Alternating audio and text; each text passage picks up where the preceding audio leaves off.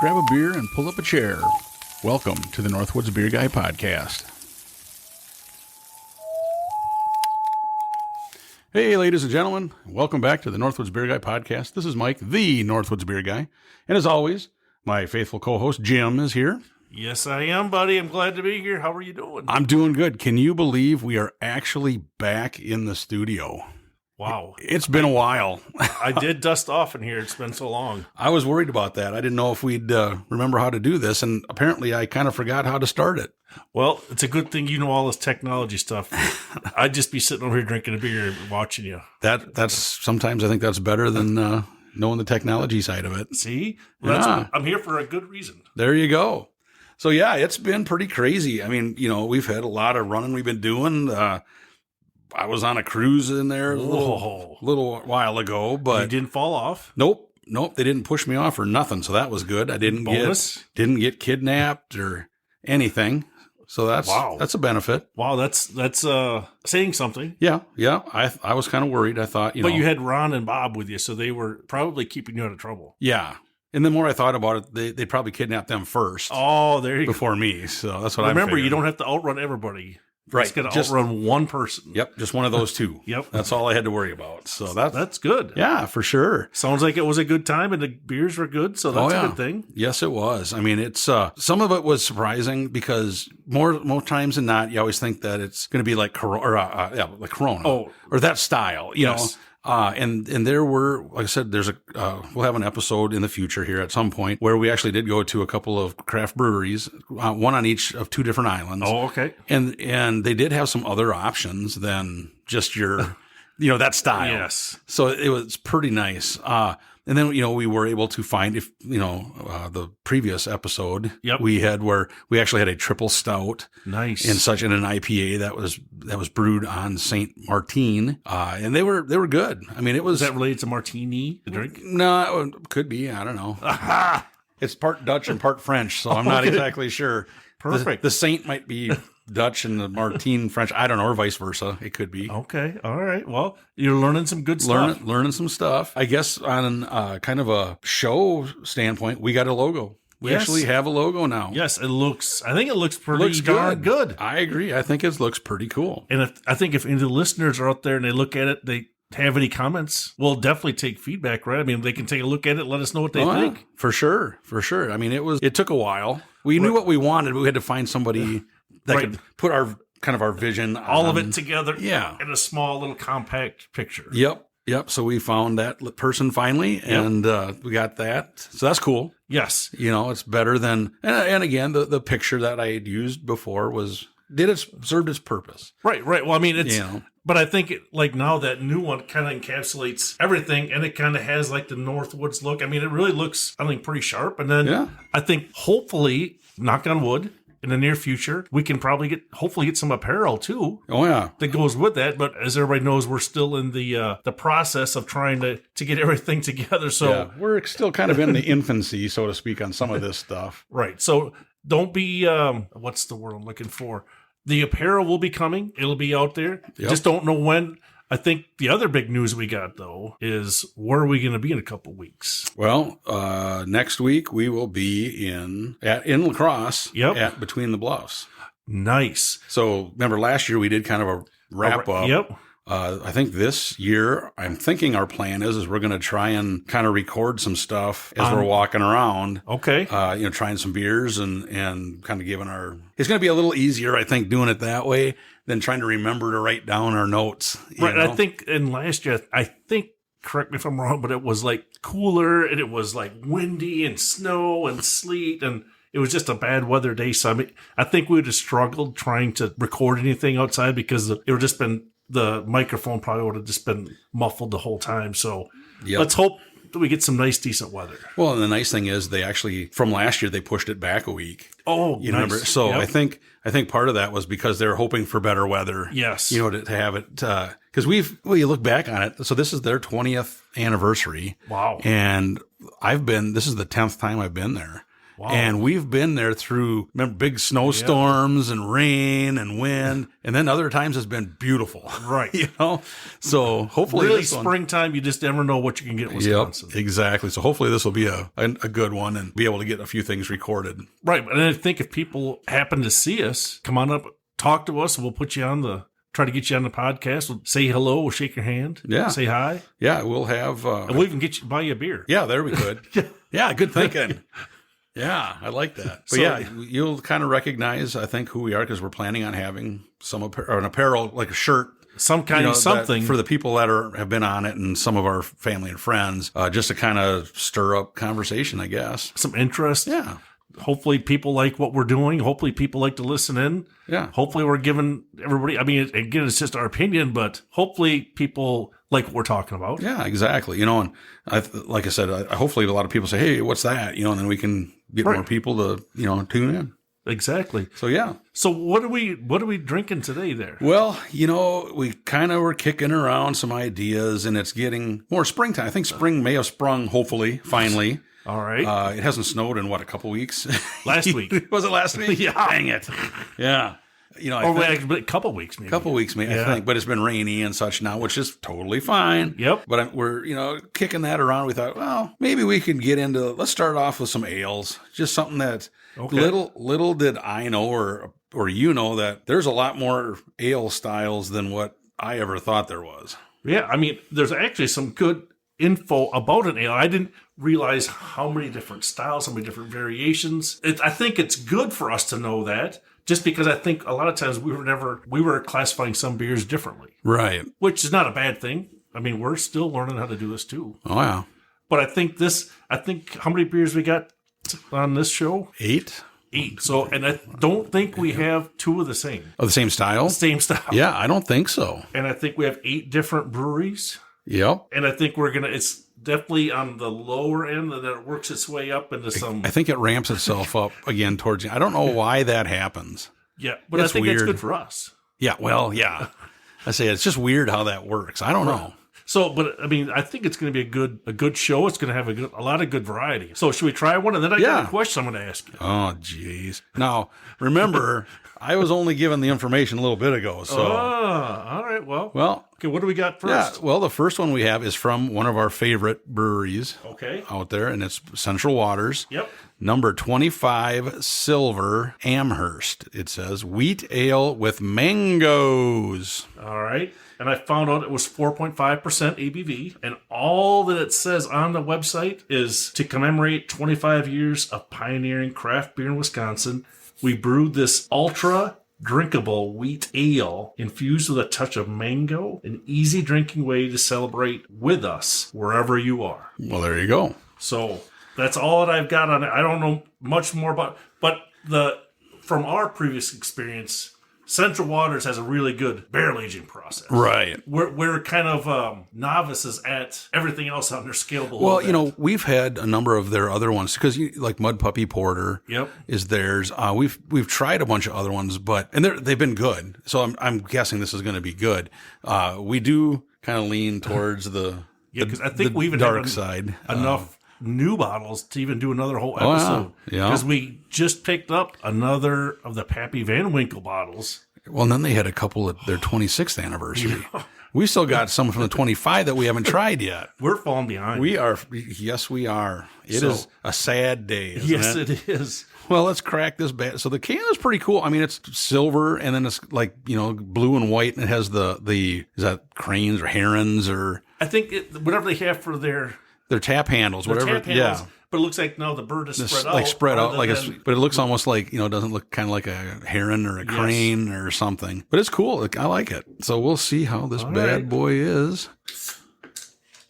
Oh, I didn't try the cat call. I'm sorry. Oh, well, all right. Next one. Yeah, next one we'll try it. Oh, look at that. Yeah. Whoop, good thing that one was empty before I knocked it over. Definitely has even the head has like the color of mangoes. Yeah. Yeah.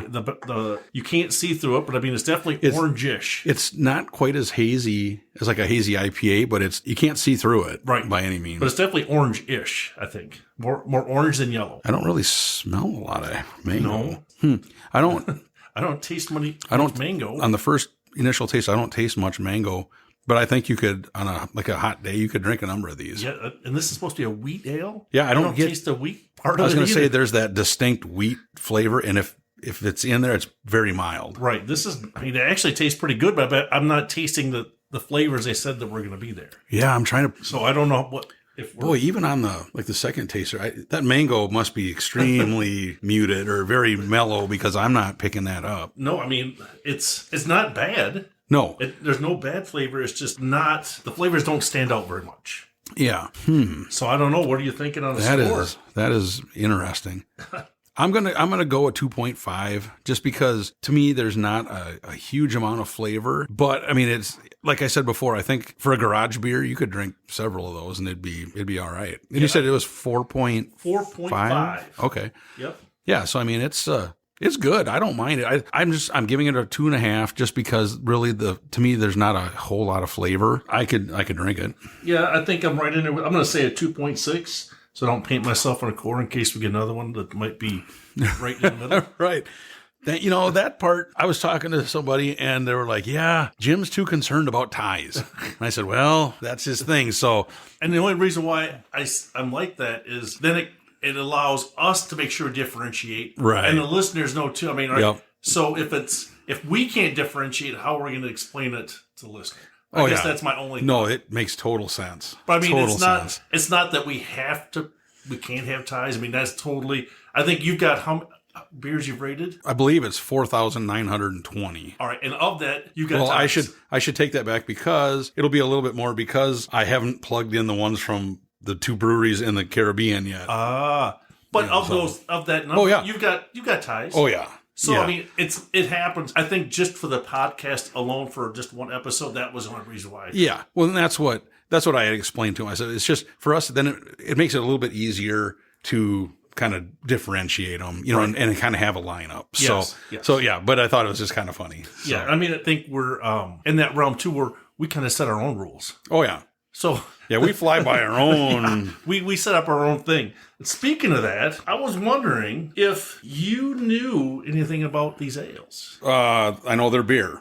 Okay, that's right. One. I got that. Yep, you got that. And I noticed there's a lot of different ones. So there's two. I know that now. All right, so you know that. Yep. So did you know that ale was an important source of nutrition in the medieval world? Really? It says it was one of three main sources of grain in the diet, along with what other two sources of food? So just grain you're looking for? So Yep. Probably bread. There you go. Ding, ding, ding. Okay. And what would be the other one? Man, what else would they have had?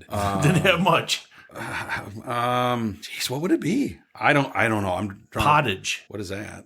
I never would have guessed that because I don't know what that is. Pottage. Pottage. It must be something that was simple, easy to make. Must be. Now, I can't remember where it was from, but I have heard before that there were areas that they drank beer instead of water because the water was bad. Right. So then they would, when you boil it and get all that out, and then they'd make it into beer, and then they'd drink that instead of water to keep from getting sick, you know? Or help you if you are sick to get healed up. Well, that's what my brother always says. If you're catching a cold, he said, drink a 6-pack of IPAs, and it's going to help your cold, because in hops, there are some medicinal flavor, benefits to them. Oh, okay. So they will help with that. But I said, well, after 6, you really won't care if you're got a cold anyway, because you probably won't feel it. So nice. Yeah. Oh, that's good. All right, I'm just only going to ask one question. Right. I'm going to ramp up. Oh, geez, here we go. So that was interesting. Yeah, see, trying to help you out. Yeah, like we said, not only do we entertain, we educate. There you go. We try to help everybody out. Yeah. So what do we got next on tap? So the next one that we have is by Bell's Brewing. Okay. And we've had a number of their beers too, and they have some good ones. And they're out of Comstock, Michigan. Yep. And this is Quite Bright, a Belgian-inspired wheat ale. Okay. So the first one it just said wheat ale, which I'm guessing more of an American style. Yep. And this is a Belgian-inspired. Okay. Does it say on the can? Well, you have the... Yep, I got a little bit of write-up on it. You have the ABV? 5% and 22 IBUs. Oh, okay. Nice. And it says a modern take on a Belgian wheat ale. Quite Bright is just the right beer to follow Oberon. Yep. That's another one of their beers. Oh, gotcha. Yep. Okay. Fruity, refreshing, and glistening. Quite Bright's wheat malt makes it smooth and inviting, and the Belgian yeast gives it fruity flavors that delight with each sip. Quite Bright is flavorful and approachable in a way that makes a Bell's beer special for those craft beer fans and those who may occasionally dabble. Wow, getting wordy there. Yeah. After years of brewing this style with Winter White and Bright White, we are excited to share a more approachable and drinkable take on the style. Interesting. I think, I'm trying to remember, we may have tried Winter White before. I don't remember for sure. Okay. So it'll be interesting to see, especially after the first wheat ale and then now a Belgian-inspired wheat ale. I'm sure it's going to be a lot different. Yes. I would guess. Well, and I pulled a few things up too. It looks like Bell's has been around since 1976. They've been around a long time. Yeah, for a craft brewery. So thought that was pretty interesting. Yeah. They sold their first beer, because I think they were homebrew stuff. Mm-hmm. Their first beer they sold in 1985. And it looks like, I know you talked about a couple other bourbon barrel ones, but in 2007 is when they did their bourbon barrel aged Expedition Stout. That's a pretty good one. Yeah. That one, I would say, is not for the beginner, because the flavor on that one is a little bit stronger. Remember the first time I had that, I was like, "Woo!" And we'd been doing it for a while. Right. All right, let's crack this bad boy open. All right, what do we got? Nope. Alabama Boss. Boy, what like this? Bell's, come on. Well, it looks lighter. I say it looks a little cleaner, so to speak, than what the first one see was. Through it. You can see through the glass. All right, so Bell's Brewing Quite Bright. So it looks bright. Oh yeah, it's clear. Yeah. Oh, you can smell the Belgian yeast. There's some. I don't mind that. The Belgian flavor isn't overpowering. Right. It's you can taste it, but it's not like gonna hit you in the knee. It's like some of them we've had. Boy, that Belgian is strong. Right. This one, this is pretty. It's one of those where eventually I think you might get kind of tired of. If you know what I mean, you wouldn't want to sit and drink like a 6-pack of it. Myself, I probably wouldn't, just because at some point I think that Belgian flavor gets a little bit But like a can of it. Yeah, for sure, you could do a can of it. And it's only 5% ABV, so I mean it's definitely not over the top. So I mean this is not a bad flavor. That is actually not bad. It's got more of a crisp, crispness, not crispness. It's crispier than the first one was. So I wonder what they mean by approachable. I think it's just kind of marketing. You can, Because sometimes I don't understand some, I think they'll be at, both of these, I believe, will be at Between the Bluffs. Oh, really? I think I saw that on the website that they had, that they would be there. Sweet. I'm trying to think. I think of the ones we got. Now, I don't know about the next one. Allagash? Yeah. I know Abita will be there. Founders. Surly, I don't remember. They were. I think, yes, they are. They are listed. Remember they had the beer hidden. Yes, that's right. We had to be sneaky. Had to see it from an angle. That's right, because you go, you need to come here. And there it was.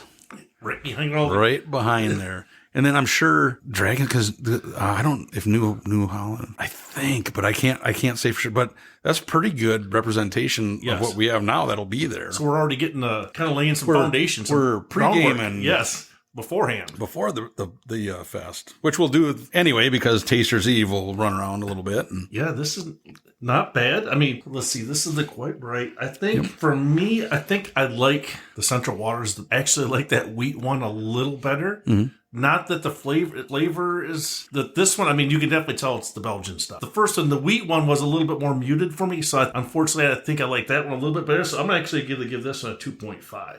Okay. I agree with you to where I think between the first two, I could drink more of the first one. Yep. Because there was less flavor, I guess. Like I said, this one I think is good.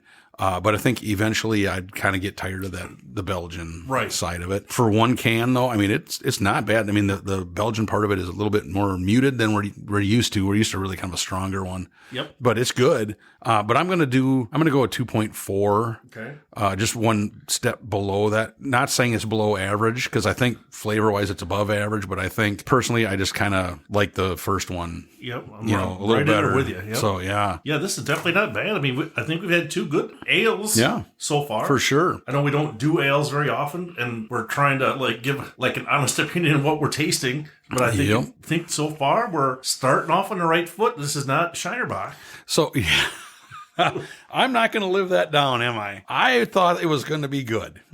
And it just, it was okay. Fell flat. Yes. So here's a question for you, Jim. Totally off topic. On the podcasts that have aired, okay, how many beers do you think we have tried total? Okay, so is it you and I? The entire podcast. Okay, so not just you and I. But okay, the entire... all 50. Well, this is episode 56 right now. This one is. So let's go through the first 55 episodes. So I'm just going to throw a wild number, 300. Yeah, you're kind of close. Is it kind of like... 368. All right.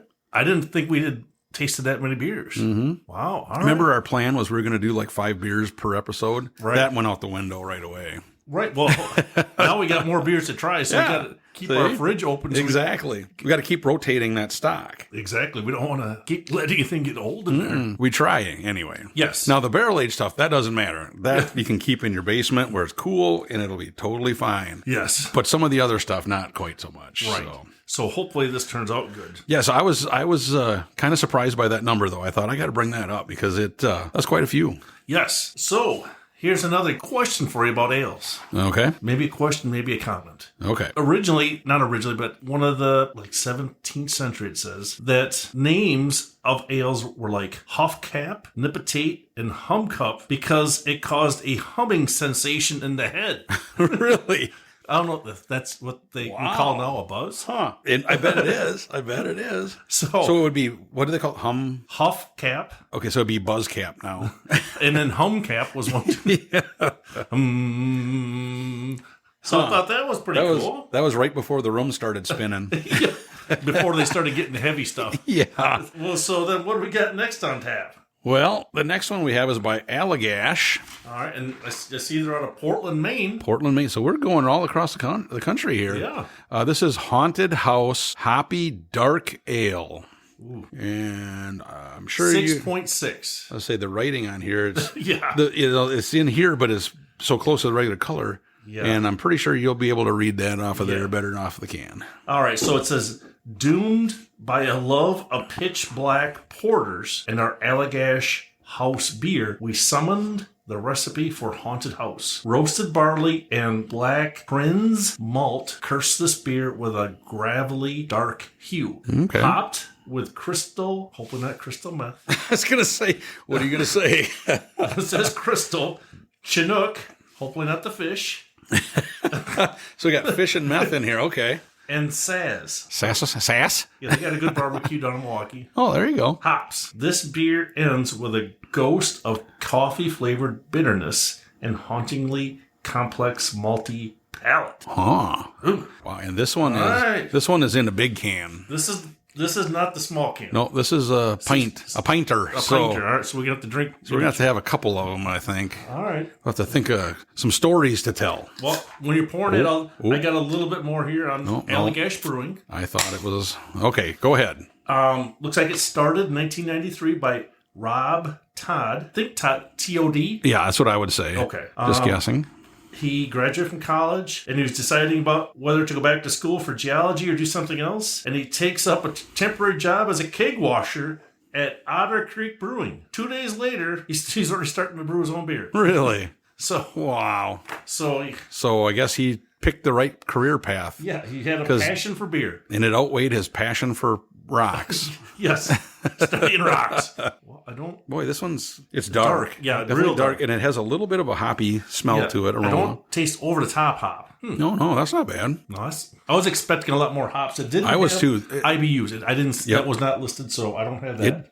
There's very minimal hop taste to it. Yeah, it's not. You can get a little bit, but I mean, it's pretty minimal. And it almost tastes like a porter. That's exactly what I was gonna say. It almost has that malt character of a porter. Right. But it's a dark ale. Huh. Hoppy dark ale. The can definitely has a haunted house kind of a theme. Yes. And it's purple with greenish, green wording, but then it's got almost like, I shouldn't say haunted house, but it's got the house, you know what I mean? To get kind of that vibe. And I don't know when or where I bought this, so it could have been in my fridge since last year, since Halloween.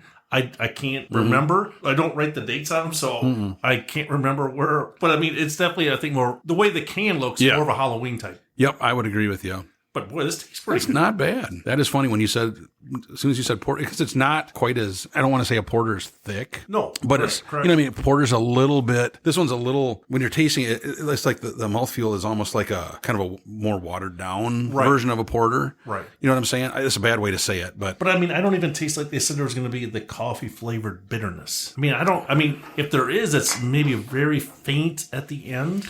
Yeah, I'm but not picking up a lot of coffee either. Like a little bit of dryness. I get some dryness in my mouth. But I do get that. And it does have, the flavor is, you can get the malty. Right. Kind of a malty. That's where I think it really reminds me of a porter. But yeah, this is definitely not bad. I mean, No. 6.6%. It's not over the top. I think they did a good job here. I mean, I cannot off the top of my head remember how many Allagash Brewery beers we've had. We've had some. Okay.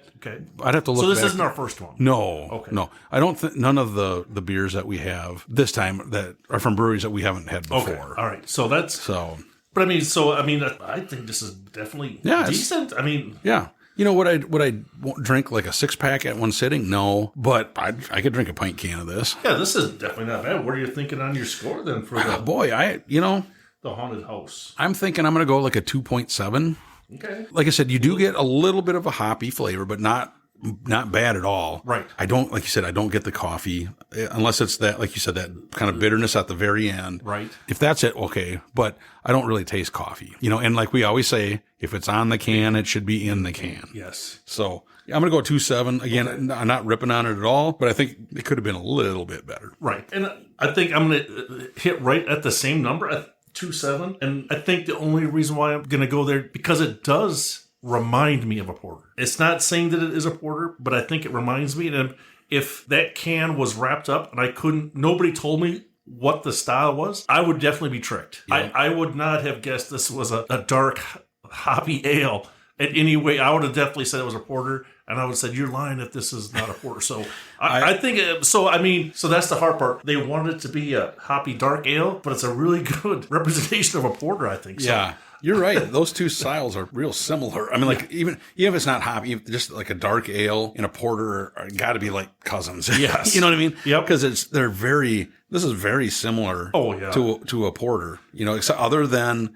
we've had porters that have been hoppy, but this is a little hoppier than your normal porter. And like I said, and it's a little thinner on the feel, the body of it. And I think the other part, I think we've touched on this a couple times before.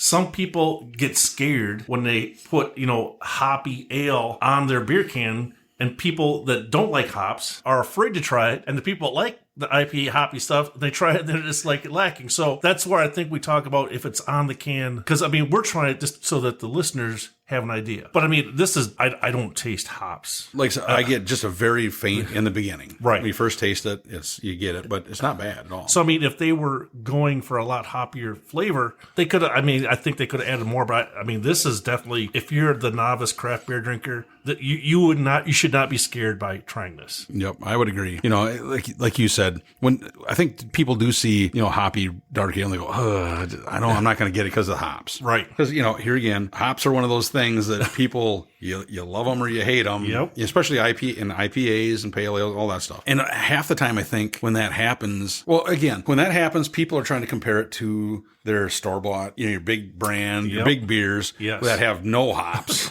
Right. They don't even have grain. They got rice. That's what they're using most of the time. So they're comparing it and they're like, oh. And it's like, well, what you're going, about is flavor. Yes. You're not used to flavor. You're, but then sometimes I think people, when they get into it, they kind of go big to start off with. And it's like, no, you got to, work your way into it. I would never tell somebody to start, if you've never had a IPA or pale ale, don't start with an IPA. Yeah. Start with an American pale ale because they're or something more mellow or juicy. And then start working up slowly, go into your hazy IPAs and all that. And then at the end, you can hit your quadruple IPAs. You know what I mean? Or your double dry hop. Or triple IPAs. You know what I mean? But don't start there because you're going to get scared off from that. That's right. So did you know?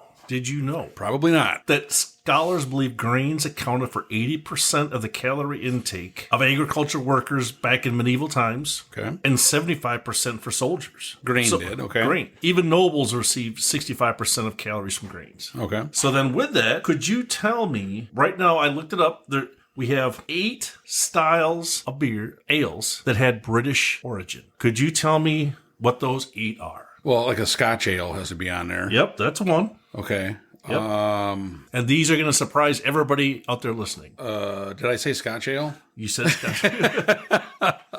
Oh, man. And I think of these 8, you and I have tried all of them. Really? Yeah. So I'm going to really feel bad when I can't pull another one. And these are British. Yep. Barley British wine? origin. Is a barley wine? There's another one. Oh, That's dang! I pulled that one out. Brown ale. There you go. There's number 3. I'm gonna say red ale, but that can't be. No.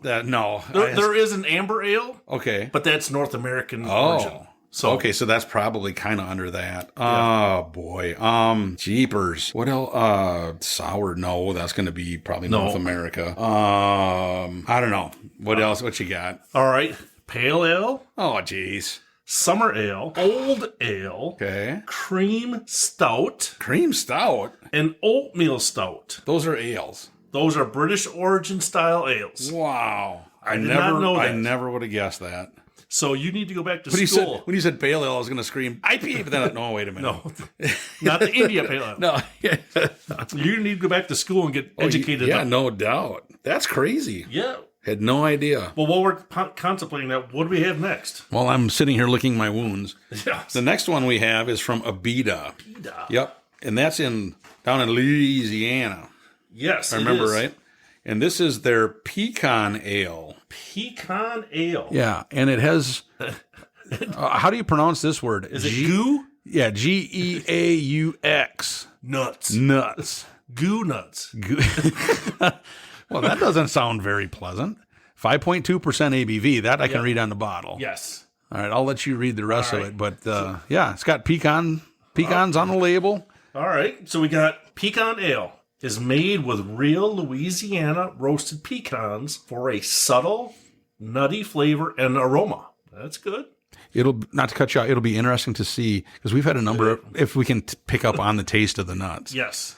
Whoa. I want to taste the pecans. The pecans. You can taste the nuts later. Oh, my gosh. It's brewed with pale Munich biscuit and caramel malts. Okay. And Williamette hops. Does that sound right? Sounds right, yeah. Okay. The roasted pecans are added in the brew house. Crack open one and goo nuts.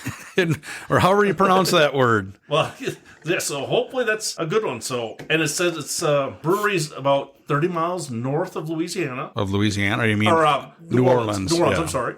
Yep, and they've been brewing since 1986. Yep. So I would think they have this down. We should have it down. They've got it dialed in pretty good, but I mean, the color looks different than what we've had so far. It almost has. It's not brown, is it? Is that a brown? It's different colors. The kind of different between like a red. It's almost like a darker, what you think of like the pumpkin beers. Yeah, it's a weird color. Maybe it's the pecan color. I don't know. It's got a white head on it. The white head, but a little bit. It does turn a little bit yellow. Yeah. As it gets closer to the beer line. I don't. Not a whole lot of aroma. I'm trying to pick up a flavor because I know you hit this before we took our taste, that the pecans are really hard to come up with a flavor. Well, a lot of the, we've had hazelnuts, we've had pecan, they all seem kind of hard to get really the flavor to come through. Right. I mean, I didn't taste, and again, I mean, I think I've had some pecans. I think I know what a pecan, but I don't know if this is just hard to come up with a flavor. Really, I'm struggling. Yeah. And it's not the beer is not bad. No, it's not bad, but the flavor. Again, like we say, if it's on the bottle, it should be in the bottle or can, whichever. Yeah, I don't know what. Boy, we're going to have to just kind of sip through this a little bit just to try and pick it up. Because again, I'm not picking up even on the finish, a nuttiness to it. Even the mouthfeel, the finish. I'm not picking up. Maybe they should have added something else with the pecan. Yeah. I think we talked about it before, and there's a beer. The name of it is Hazel's Nut House. Oh. And it's a hazelnut beer. Yep. And it's brewed by, I think it's Wisconsin Brewing. Okay. The first time I bought it was over in the Dells. All right. Yep. Wherever we were at.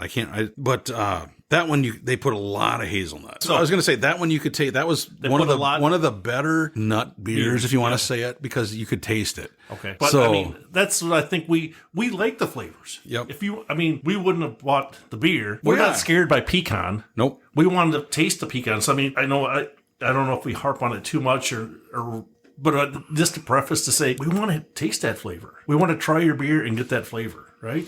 Yep. You know, I think most people, especially if you get into craft beer and such, you really like the flavor. Yeah. And that's always kind of been our thing, which, yes, you know, when you get into like the barrel aged stuff and that. Well, that's a whole other monster. Yep. But it has flavor. Yes. And we can pick it, because like I said, I do think that's our specialty. Yep. But in these other ones too, we can, you know, we're looking for the flavors. And with this one, I just wish they had maybe a little more pecan flavor to it. Yes. So, I mean, you want me to go first? Yeah, if you would, yeah. You know, and this is not a bad beer. I'm not saying my comments are not derogatory. Yep. It's just, I think we've mentioned a couple of times, it's just hard to pick up that pecan. And that is the major ingredient of this beer is pecan. So now we're left with a weird colored beer that we really haven't picked. It's, you know, kind of a reddish, orangish, brownish. It's like it's dark. An off amber kind of color. If you want to say it like that, I don't know how else to describe it. So it's not bad, but we're looking for that flavor. Yeah. So for me, I think so far of the four we've had, I think this is probably my lowest one. I'm going to say a 2.4. Okay. Not as in it's on it's below 2.5, but it's not below average.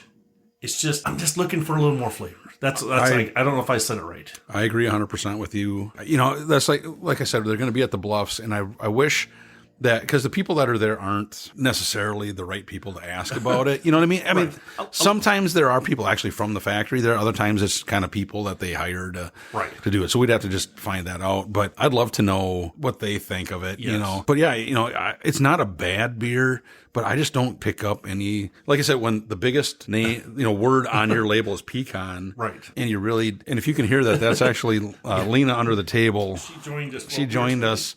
And apparently she's not agreeing with our rating, apparently. We're not paying enough attention to her. That's it. Okay. So she's trying to do her little moan. So okay, I need attention. Okay. Kind of like Mike. But well, yeah. We got to rub his belly. That's usually, every so often I got to rub my belly. But I 100% agree with what you're saying. I mean, I think we're both spot on. So what do you think? For a score, I think I'm going to go like what do I got? So there's not a tie. I want to. Oh boy, I'll go a 2.6. Okay. So then there's not a tie, because I don't think it's a 2.3. You know what I mean? I don't think it's like that, but I don't know how you get that flavor. Right. You know what I mean? Maybe you just need to combine it with somebody else, another flavor. Mm-hmm. Maybe, I don't know. I mean, if there's somebody out there that's listening and wants to give us some feedback, I mean, that would be awesome. Oh yeah, for sure. We'd like to learn too. Yep. Because like I said, I picked this up and I thought, when I saw pecan, I thought, oh, this is going to have a really nutty flavor. Right. You know, and it just didn't. It's not bad, but it just didn't have that flavor. So true. All right, hit me with your next one. So you're doing good. You're doing all right. Well, I got a few of the other ones. Yeah, I mean, we're definitely not. We're trying to help the listeners, and we're trying to educate Mike. There you go. At the same time. There you go. So now let's go to some German beers. Okay. Yeah. German ales. So my research tells me there's 5.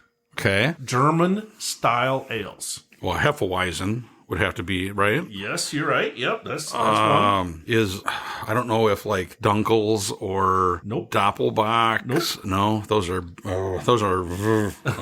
Well, I shot my shot there. All right. Well, you're probably going to kick yourself after you hear some of these. Okay. The Klotch. Oh, Kolsch. Kolsch, yeah. Jim's beer he can't pronounce. The 2 dots. Yep. All right, so we got that one. Okay. What about the alt beer?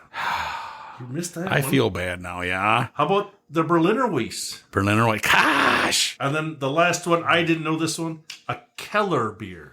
Okay. I have had a Keller beer. Okay. I have had a Keller beer. I don't think I have. That sounds interesting. Oh, yeah. It was actually good. So maybe that might be, if we could find something like that, that might be, because I think we've had the other 4. Yep. It's just that one we haven't. So I thought that was interesting. Yeah. That's cool. What we'll have to, getting closer to Oktoberfest time, we'll have to look for like, some of these other styles. Right. So, I mean, that might be like if we could get another, I mean, with just the quantity of different ales, we could definitely do this one again. I can't believe, I'm still blown away that oatmeal stout and a cream stout are ales. Yes. That totally threw my world into just a tailspin, Jim. Well, and I want to preface everything. None of this, we are not the brewmasters. We're not the guys that write the definitions. So did you get this off the Google? No. Oh, okay. So if, somebody out there might be able to like refute what we're saying, maybe we can enlighten us. We'd like to hear comments back. Oh, yeah, for sure. Definitely. That's part of, we're here talking to each other, but we don't ever get we want to hear the feedback too. If people want to tell us, let us know. Exactly. All right, so what do we got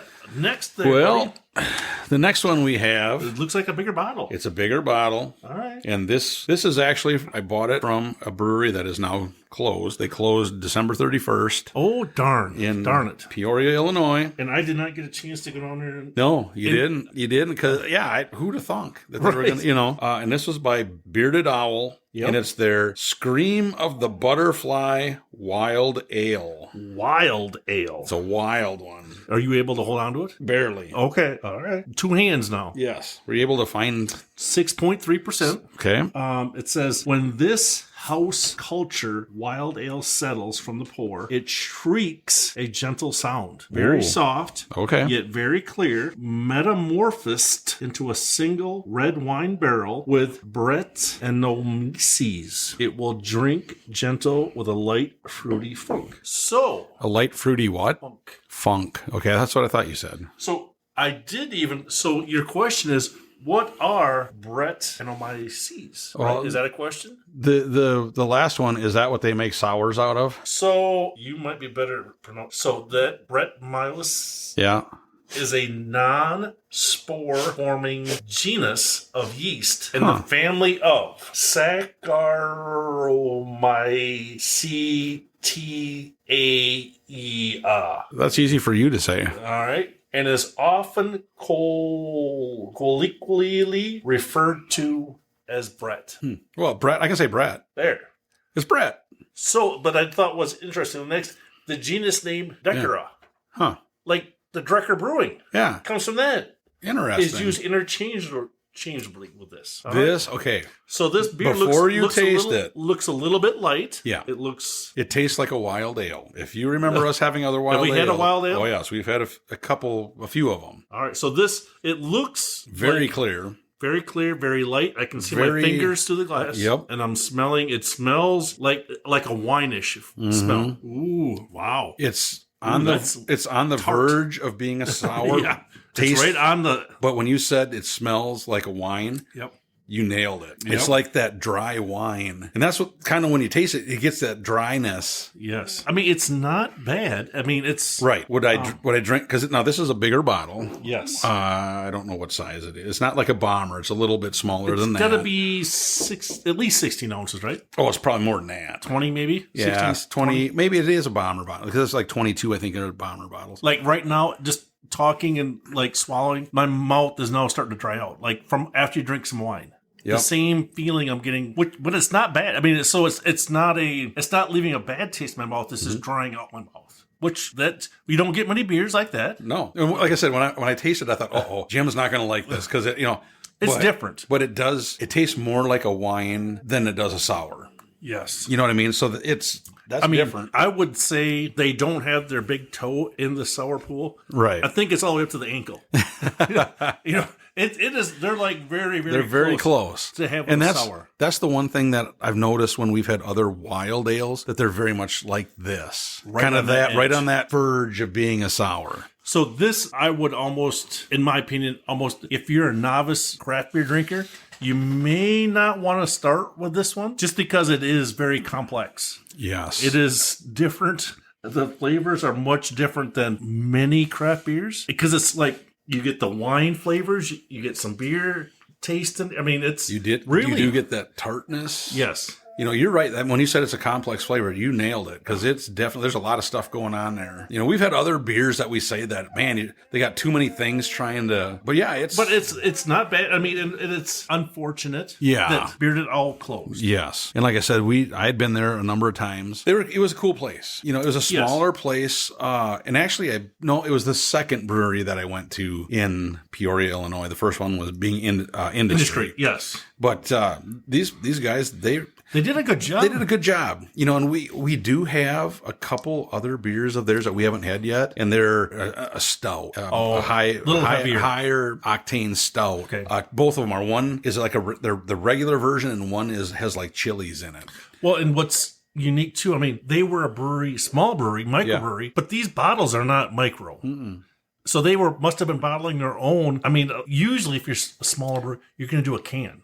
It's funny. Because when we were there, it was typically on a weekend, and I never did ask any of the bartenders, hey, do you guys bottle your own beer? Okay. Well, a number of the breweries we've been to, they don't even offer them in cans or bottles. So then, okay, they're, For sure. Yep. But then when you see the ones that do, it's like, okay, do you guys bottle your own? Because like Sand Creek, yes, they bottle and can their own. And others.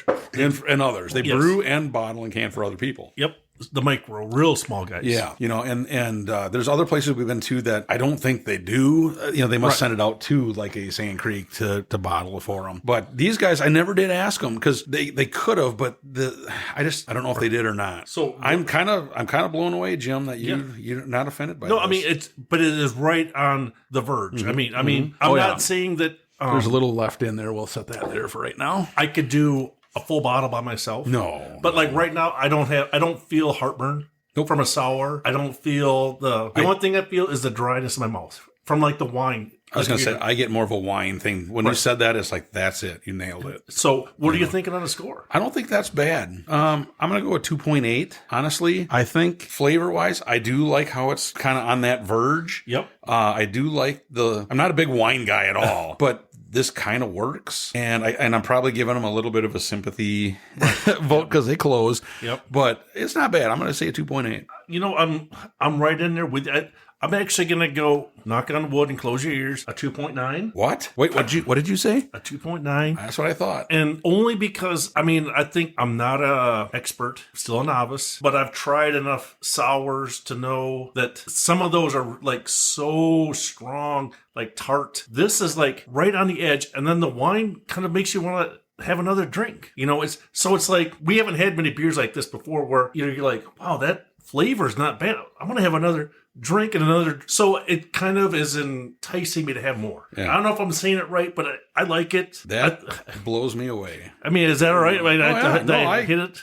I think you nailed it. All right. Right. The no heartburn. I mean, wine sometimes gives you that. This would probably be great with a meal. I think you're right. Well, unfortunately now they're not in business, but if they had a meal where it was something you could pair with a food, I think this would be like spot on. And they had it on tap. That's the first time I bought it, or I had it. They had it on tap. And then I bought a bottle of it to bring back, and then I thought, well, we'll see, Does it taste better on tap? I mean, this we're about to say. Yeah, it was a little bit. It was pretty close. Okay, though, so that's cool. I mean, it was something. So wow, your palate is right. I'm trying. Changing. Again, for the listeners, I would never seek out a sour. I would never probably seek out a beer that aged in wine barrels. If you went to a place and you saw they had a wild ale, you're probably going to be like, I'll try it. Get it in a flight. I'll try it, but it's going to be later on in the flight. Or give me a taste, a little sip of it just to see what it's like. But yeah, so like I think we mentioned, this may not be for the introductory craft beer drinker, but if you're an experienced craft beer drinker and you kind of like wine and you kind of like sours, this would be right in your wheelhouse. Yep, I agree. That was surprising, Yes. Nice. So, easy question for you. Oh, boy. Easy question. So that means nobody's going to know it. Okay. There's 2 American-style ales. Okay. That are listed. 2. That's it? It's 2? There's 2. North American. From North America. Okay. Yep. And I think you said amber. Yeah, was that's one. Yep. And then you already mentioned the other one. I mentioned the other one already? Yep, you already said it. Wild ale? No. Well, what? Sour. Yes. Okay. Yes. Yeah, that's right, because I go sour. No, that's probably nice. We're the only ones dumb enough to infect beer and drink it. So, yeah, those 2. So those are the 2 that started here. Yeah, you got 100%. Yes. See? See, when there's only two, it's easier. You know what you're doing. Yeah. You're an expert at this. That's it, yeah. See? All right, well, what do we got next? What's on the store? Now we're stepping things up. We are. Like, I think ABV-wise, I believe we're stepping things up. All right, so what are you thinking we're stepping it up to? I believe that's double digits. All right, so what do we got? What's the name of this? This is boy? by Founders, which we've had Founders a number always, of Founders. yep. And Founders is known for, Yep. of course, KBS, CBS, all that. They got some heavy duty, but they all have some good imperial stouts. Oh, yes. Yes. Okay, so this is a little different, I think. This is different. This is in their bottle shop series. Okay. Now, what that was, if I remember right, is they brewed beers that were basically based on cocktails. Oh, all right. Or, you know what I mean? Because they had an old fashioned. Yep.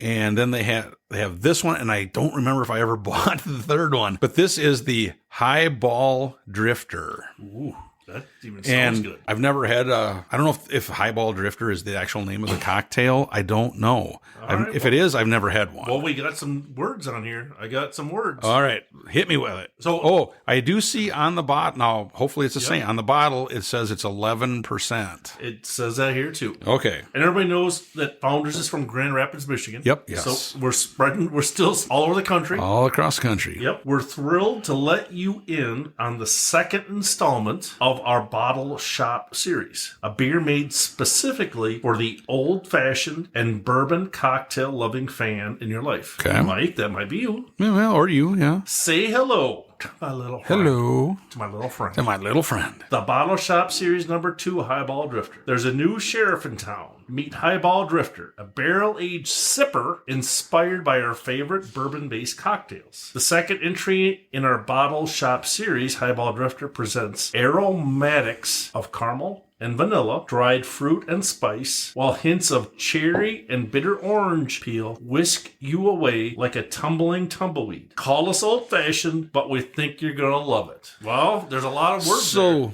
they really didn't say if that was the name of the actual cocktail. It must be. It could be. Or Highball. I've always heard of a Highball, but I don't. That must be what it is. I've definitely heard of a Highball, but I've never heard it with the Highball Drifter. Right. So hopefully then, but Founders has always been good. Oh, yeah. It's darker. And they're dark. Oh, yeah. It's kind of brown. Is that brown? Like a dark brown. Okay. I mean, you put it, yeah. I mean, it's not black. No. Like an Imperial Stout. It's like a brown ale. Okay. A little darker than that. But not much for aroma. Not a lot of head. No, there's alcohol. There's alcohol in it.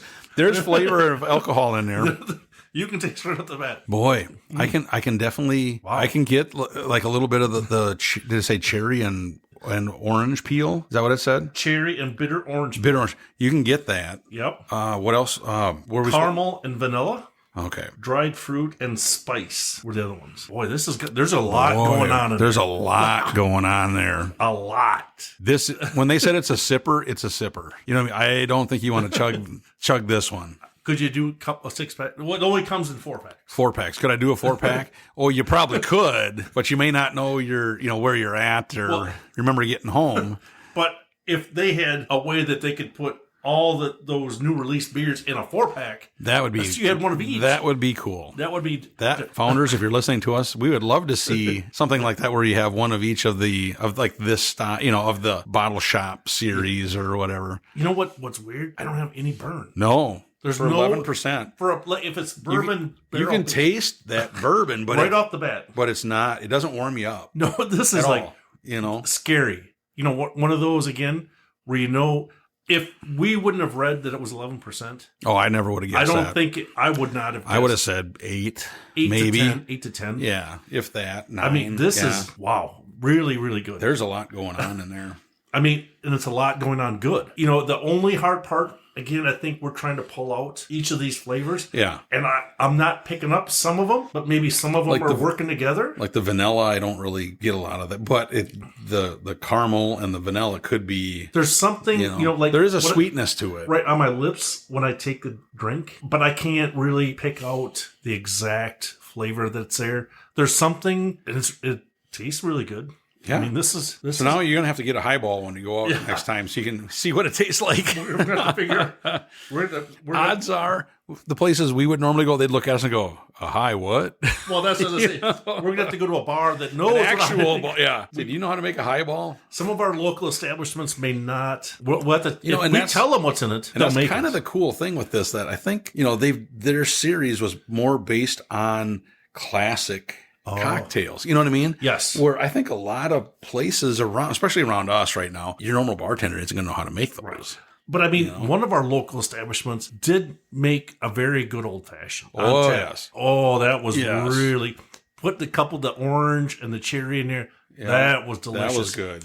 Unfortunately, that's a seasonal drink. Yes. But that was delicious. And you could definitely enjoy those. This is surprising to me. I mean, especially for founders, because they're the ones, I mean, we've had probably several. Oh, we've had several of their beers, yes. And they've always been dark, imperial, bourbon barrel, very heavy.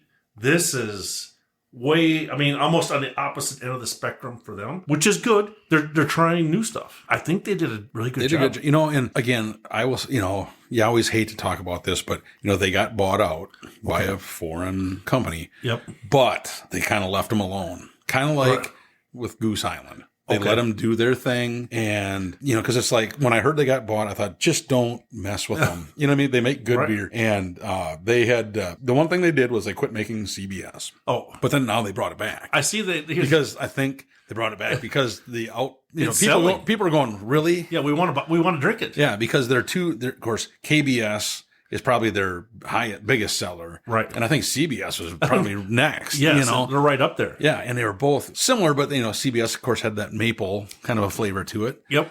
But it was, so I'm glad they let them do this, and I'm sure this is more experimental type stuff. But boy, the old-fashioned, the one that they did was good. Yep. This one is good. Like I said, I've never had a highball, so I don't know. I don't know if you can read that, when it was bottled. You don't want to know. 2021. So I wonder if if they're still doing it or not. Right.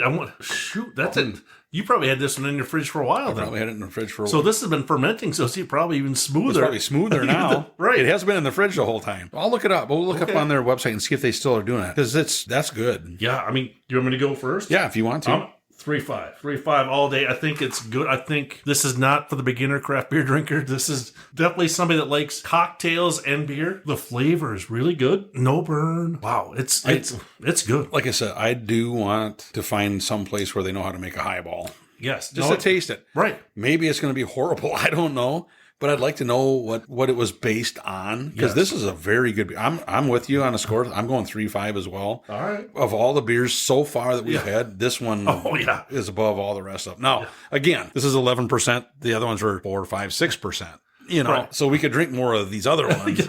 But flavor-wise, really good. I don't get the bourbon burn at all. Nope. And you can taste a lot of different flavors in it. I think if somebody just like you said, if somebody likes cocktails, especially if they've had a highball before, I think they'd really like it. Oh, for sure. I think it's a really good, and it's kind of cool that they're doing that. Oh, yeah. Branching out, trying new things. Yep. I mean, you're not pigeonholed into one type of beer. Mm-hmm. Interesting. This is good. Yeah. Really good. All right. So you're ready since this is a sipper, what do you got for me now? All right. So now we've got some Irish style ales. Okay. And the number of those is 3. Oh boy. Very easy ones. I think you should knock this out of the park. Right. So without a doubt. Have you heard of them before?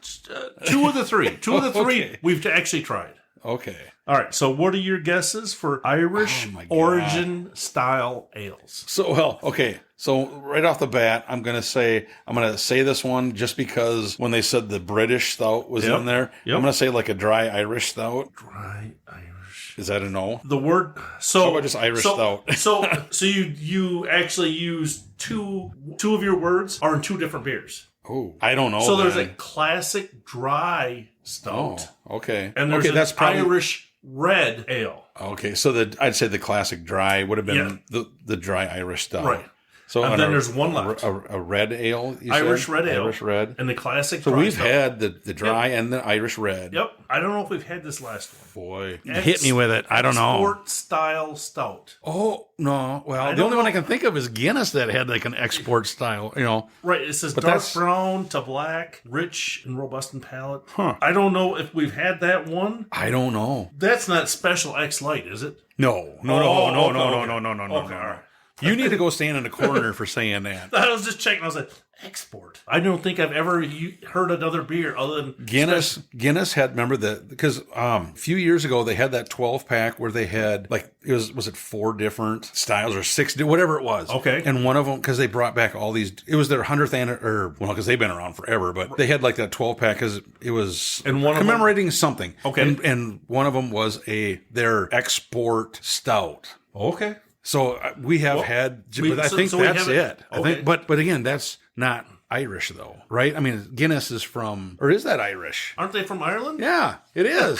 Holy cow! Wow. I apologize, folks. I don't know. Well, I blanked out there. Get on your knees to Jennifer to Guinness for that one. Yeah, I apologize, Guinness. You guys rock. But they had the export stout, and it definitely had more flavor. Yes. Then classic Guinness. Correct. Okay. Correct. And that 12-pack, there were some really interesting ones in there because they had different. So you flavors. had a 12-pack of different Guinness. Yep. And you didn't bring it back so I could partake and share with you. I thought you and I had tried some of them. Well, at that point, you were probably still on double secret probation. Buddy. So you are on my SH list for not. I'm on your super cool list. So I'm going to remember that when I start drinking my Pappy. Yeah, you can, whatever. Whatever. Well, ladies and gentlemen, you see what I got to go through. This is why we haven't been in the studio in a while. Well, I'm trying to keep you in line. Yes, you are. And typically you do a good job of it. So, well, I'm trying to help out as much as I can. Yeah, so it doesn't all fall back on my wife. All right, so let's keep it rolling. I'm not even going to ask you a question this time. Okay. Well, I'm going to save up my question before the boy. big crescendo. So the next one we have, all right, is what? This beer is in one of them fancy boxes. Fancy schmancy? Fancy schmancy box. So have we had many beers in a cardboard box? From this place we have, but nowhere else. Oh, that's a big beer. That's a 16-ounce can. All right. And for people, some of you out there will know which brewery this is. Uh-oh. It's almost got like a big fly on the label, though. It definitely looks like a fly. And there's another on the side here. So it does have some words about that, too. Okay, well, before you get there. Yep. So this is by Surly Brewing. Surly. And this is 17. Is it Shirley or Surly? No, Surly. Okay. And this is 17. The number. Okay. And it says, what is that word? I can't read. I don't know what this. It's just something inspired. Ooh. This is like almost like Boulevardier. It's strong ale. A strong ale. So strong ale. So there's a lot of writing on here, and I'm hoping you got it on your list. I got list. a little bit over here. Are you ready? Yes, sir. I am. I'll let you pour it. Oh, okay. Well, hang on. We'll see if it does the. Oh! It did one. All right, Alabama boss. It's in town. I'm gonna have to tag him on it now because one did it.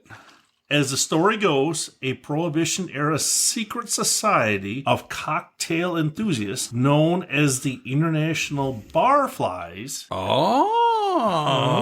No wonder there's a big fly on it. Formed at Harry's New York bar in Paris, the alleged birthplace of the I'll spell it. Yes. Boulevard.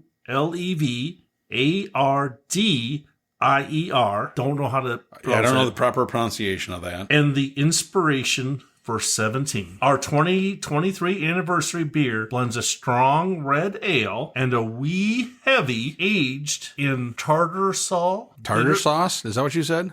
Tartar sauce. Oh, tartar sauce. Okay. Bitter orange liqueur barrels. Okay. And 10-year Henry McKenna bourbon barrels, echoing the Boulevardier's timeless flavor profile. Keep it a secret or share it with your fellow barflies. Okay. All right. And we know that it Surly. Well, we'll take a little drink. Let's take a little drink. I get a little And more history on Surly. And I know I have never had this one before. You never? I don't think you've had this one before. Really? Or have you? And you held out on me? Oh. Okay. Wow. That's not bad. I do get just that little hint of an orange. Yeah, That's I wish not I bad. knew what. I wish I knew what that word was. Right. How to say it properly. I'll see if I can do some research. Does the Google have like a how to pronounce a word? Well, the phone has all answers. It's all knowing. Yes. So keep And talking. what was the ABV on this one? 11% as well. And I've still got a number of their other ones of this series in my fridge yet. You do? And they do a good job. And we've been up. Well, Jim, I don't think has been up to Surly yet, but no, I have not. your wife has because she was up there with us, and we had to get you up there because they have stuff on tap that they don't have in bottles or cans. And it was just amazing. And it's a big place. And they've got... Hey, I'm not going to cut you off. Yes. So the Boulevardier Yep. cocktail is an alcoholic drink composed of whiskey, sweet vermouth, and Campari. It originated as an obscure cocktail in the late 1920s. Huh. So it's kind of like the Highball Drifter a little bit. Some stuff that was mixed together, but this tastes pretty smooth. Mm-hmm. Interesting. And for Surly, this is outside their wheelhouse. Oh, yeah. I mean, because they're usually a dark... You know, the thing that's kind of cool, like with this and with the founders, is they're trying to keep those old cocktails alive. You know what I mean? Because there's drinks out there that we've never had, but you look back in history and they were like the big drinks. Right. And it's like, okay. And like I said, I want to try a Highball now just because of that beer. Yes. And this one, and I'll guarantee nobody around here knows how to make this. Well, I don't know. Because this was aged, right? Mm-hmm. So it says it blends a strong red ale and a wee heavy Scotch ale. Okay. Yep. Aged But they were aged in whatever... bitter orange liqueur barrels and Henry McKenna bourbon barrels. Have you ever had Henry McKenna bourbon? I've never heard of it. No. Huh. So, wow. I mean, I hope the listeners out there know we're stepping out way outside of our comfort zone to try different things for you guys. Yeah, that's it. We are really, but this is very good. 11%er? It doesn't taste like 11%. No. It's pretty good. Would I drink like several cans of it? No. Well, you could, and you get schnockered up for sure. Yeah, we're doing good. Oh yeah, yeah. I mean, oh man. So the hard part, right? All of the other ones that we've had, I believe, my opinion, the ales that we've tried are outside of their comfort zone of what they normally brew. Oh, very much so. These are different. The only one I don't know about is like Allagash. Right. That's the only one I'm not sure. But the other ones are definitely different. Correct. And that's just, I mean, I could be totally wrong. I mean, they might send you a message to say, hey, no, this is our wheelhouse. Well, we haven't tried them. I mean, and I'm glad that they're trying stuff outside of their normal. Yep, I am too. It's cool. And I'm glad we tried these because I had no idea that, and like you said, they were all different. Yes. Vastly different. For ales? For an ale. And little did I know that there was a lot of ales. So you got educated. I got educated big time today. Which is good. And I hope the listeners did too. Yep. So for score-wise, this one, boy, I'm giving this a 4. I think this is, I like this. This is a good beer. 4. So I like this. So why? So why are you thinking a 4? It's smooth. Yep. I do get, like I said, I get a little bit of that orange flavor to it. I'm not getting any kind of like a heartburny thing. Yep. And could I drink several? Probably not. Just because. It's 11%. But I just think the flavor and all that is it's good. I don't know how else to say it. I mean, it's good. So here's a question. I don't know if you can answer. Okay. I don't know if somebody can enlighten me, but I believe Surly uses that numbering system for their beers. For each year. So we've had other beers that were in different years. How did the one that just came out go back to 17? Well, I don't... Am I speaking out of... maybe I'm not... When they started it, I don't know what... Well, they must have started it 17 years ago, because this one I bought last year. But remember, 13 was the maple... Right. One, and then 4... And I have 14, 15... I have those. So does the numbering system... It's kind of like their anniversary. Of this series, I believe. But it doesn't equate to a year. No. No. This is not like 2017. No. Okay. This, I think whenever they started, that was 1, 2, 3. You know what I mean? And Okay, that makes a little more sense. Yeah. Because I was trying to figure out, because I mean, I've got several underneath in the bar ready for us to drink, but 17 is definitely different than all those other ones because they're all in a black, correct, cardboard box that has got a whole bunch of either red letters, blue letters, gold letter, all those different and very ones. Artwork is really it's more along the lines of what you would think, like the monster. Yes. You know what I'm saying? Yes. Very different than a barfly. I was going to say I had no idea why the flies were on there. So that's, So for me, I am very thankful that they're doing this. It's outside their wheelhouse and they're doing a good job. Yep. It's very good. So I think that by doing the other Surly's has helped them produce this beer. Yes. Oh, yeah. Just my opinion. I could be the only strange guy out there that likes their... But this is good. And I think I'm going to actually step it up a notch. I'm going to go 4.1. Nice. So I think they're doing a good job. So when we give our little wrap up here, Yep. do we want to look at the lower ABV ones and then or should we just do them all together? Well, this is your podcast. So you can do it any way you want. We can just do it anyway. So you can do it any way you want, and all right. Well, and I'm going to support you. And I'm going to say the top 3 were the higher ABV so if ones. you do the bottom and the top, then give me a chance to do the. Well, let's do that then. Okay. So the lower ABV, and people might think this is weird. Honestly, the top 2 I thought were the Central Waters and honestly the Wild Ale from Bearded Owl. I really thought those 2 were the Bearded Owl. Like I said, tiptoed on that sour line. But it was very good. And I thought the Central Waters, you could drink several of them. So I liked them both for different reasons. Okay. But I think those are my top 2 on the lower end. Okay. The higher end, boy. So you want me to? Yeah. Do yours. Yep. All right. So we're going from the Bearded Owl. Yep. Bearded Owl, Abita, Allagash, Bells, and Central Waters. So my only consternation, used a big word. Wow. Is that I wish Brian was here because he would like some of especially the scream of the butterfly, the artwork, some of the stuff. Oh, yeah.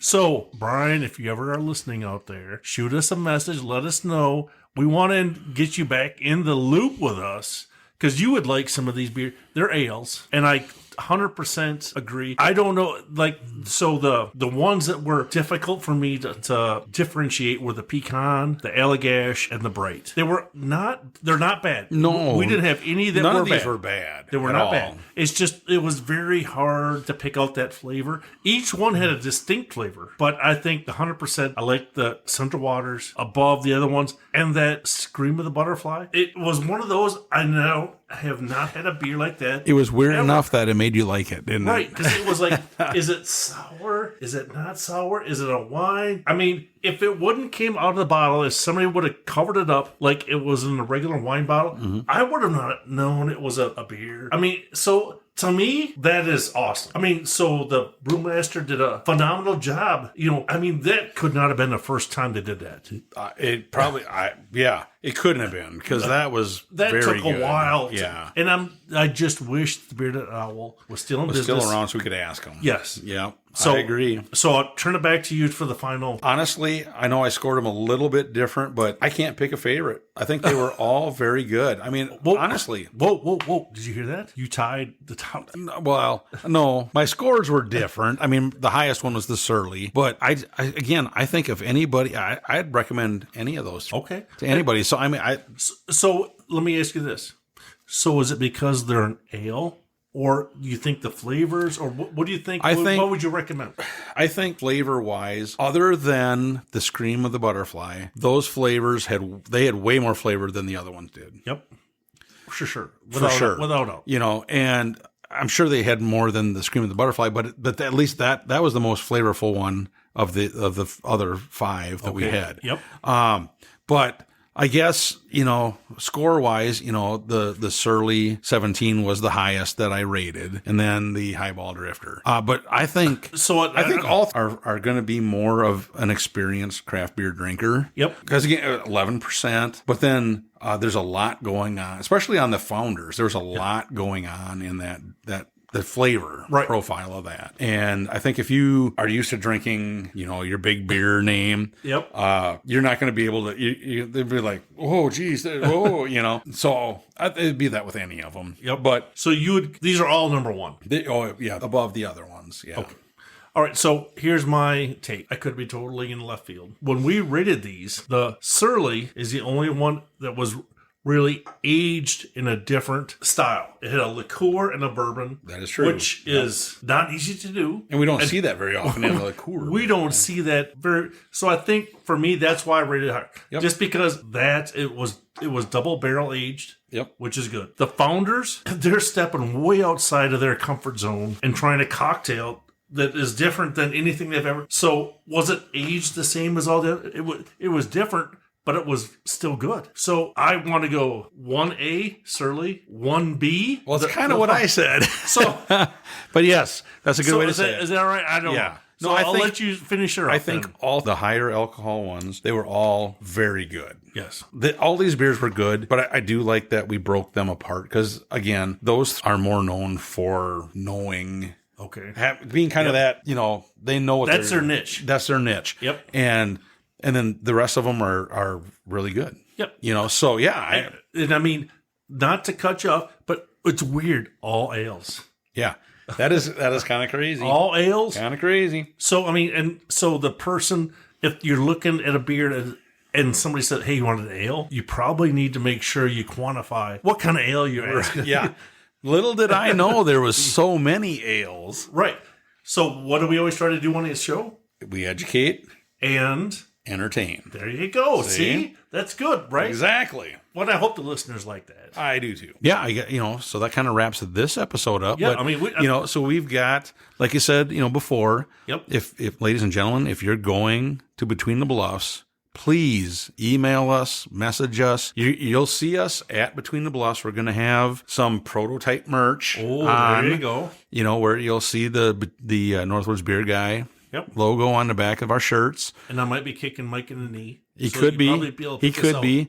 You'll see a couple of us with these big fuzzy things on our collar, on our shirt, because that's the microphones, and that we'll be using. But let us, if you hear this and you're there, stop us, talk to us. We're going to try and find the brewery of the show. Yep.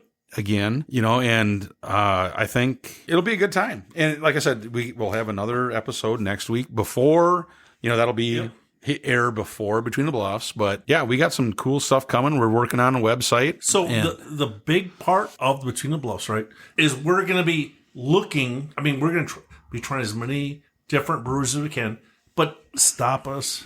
Talk to us. Yep. I think we're approachable. Well, I am. Jim's not so much. There was a beer here that said it was approachable. yeah. So I'm going to follow in line. Yes. So we may not be side by side. Yep. Because I think we're trying to get the VIP so we can get the tickets we have are VIP. We get the VIP so we can try and talk to the breweries. And we've done that for 10 years, And why is that good? Because even before we had the dream of the podcast, we always just wanted to find out why they did things the way they did it, or what they were aiming for on these beers, or what we should be looking for, and things like that. And of course, then they get the free merch that they right. But I think the other bonus that we like is there's not a lot of you can actually talk. Correct. To the people that brought the beer. Yep. And it's not as loud. You know what I mean? And that's the thing that because like I said, we've always wanted to carry on that conversation with people. Right. So to help our listeners understand a lot more about the beer. So we're trying to ask, I think I've asked a lot of questions and they're like, the epiphany, you're like, it like makes so much more sense. I don't know if that makes sense to the listeners. Hopefully. But that's why we wanted. This is like for us. I could be speaking incorrectly, but it's our Super Bowl.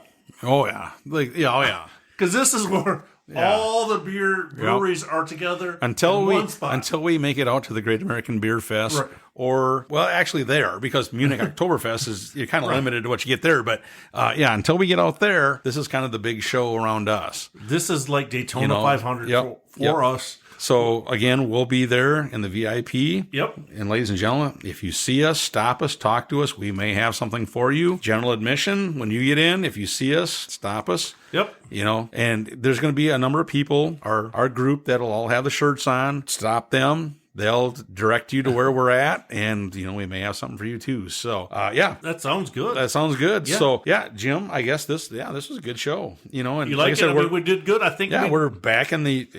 I couldn't believe that you swept out the cobwebs, the cobwebs out of the studio and such, and we talked about ales, which talked is about not ales, a normal thing. Was way more complicated than I ever thought it was going to be, but there you go. Well, I appreciate it. Thanks for inviting me. Thanks for stopping by. Oh yeah, we hope we help people out. Exactly. And ladies and gentlemen, like we always say, we hope your campfire is always warm and your beers are always cold. See ya. Take it easy. Bye. Thank you for listening to the Northwoods Beer Guy podcast. If you have a question, a comment, or a beer you'd like us to review, please feel free to send us a message at northwoodsbeerguy@gmail.com. You can also find us on Facebook, Twitter, and Instagram. If you're on Untappd, look up Northwoods Beer Guy and send a friend request. Until next week, I hope all your campfires are warm and all your beer is cold.